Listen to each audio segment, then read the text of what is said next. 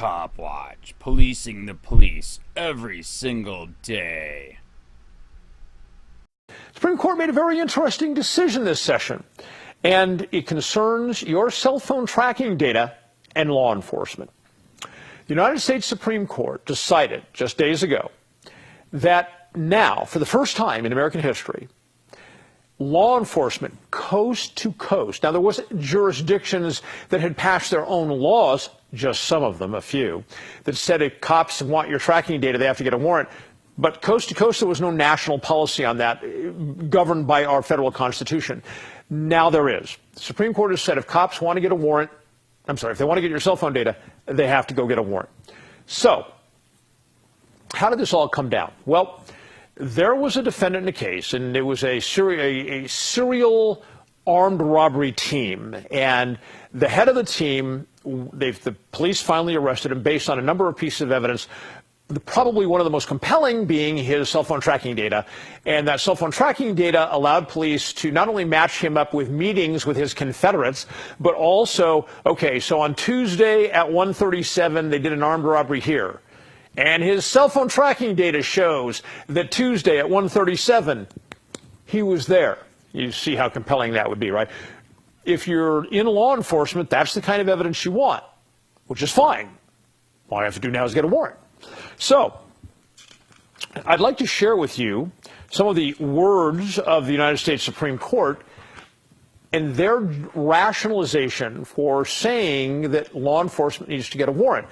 And it's important to understand the rationalization because this has been one of the sessions where the Supreme Court has simply abandoned long-standing, previously established Supreme Court doctrine.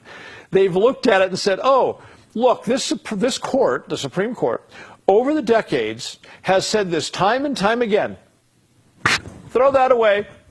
We're just going to say whatever we want to say today. This is one of those cases, so it's important to understand the court's logic. By the way, I'm not saying I agree or disagree at this point. I'm simply telling you that's what they've been doing with a lot of their precedent this season. So, what was the court's rationalization in this particular case? So, in the decision written by Roberts, it says, most people compulsively carry cell phones with them all the time.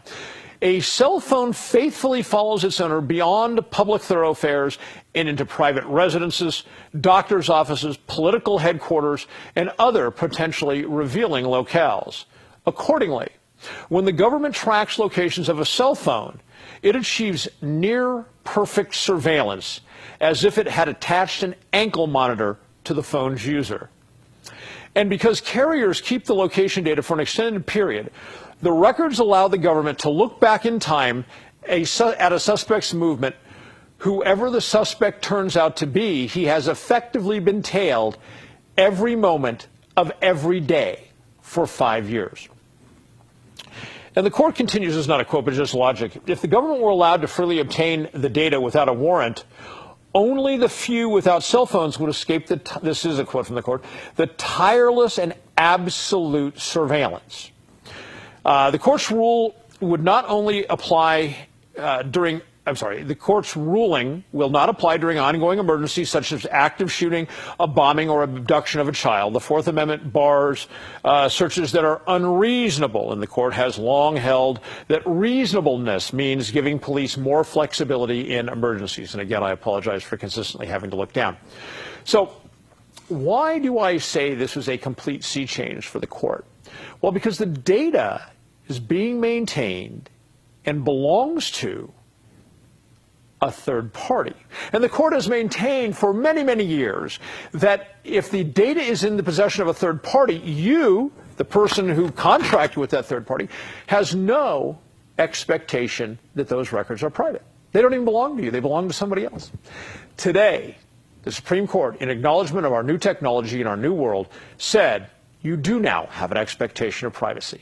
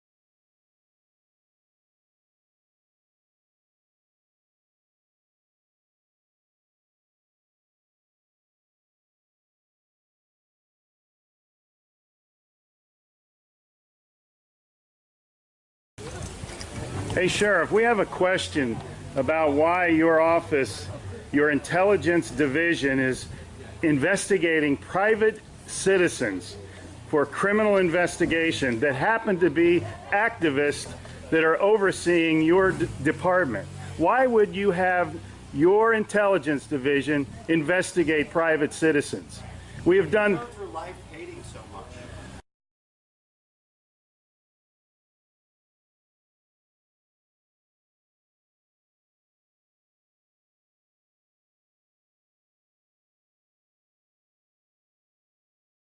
Sir, we don't hate anyone. We love freedom and we love American people. And government is out of control. That's why you're seeing such a revolt nationwide. Why can't you just answer, why is Susan Edwards, your intelligence division, investigating private citizens? This should not happen. Are you here to apply for a job?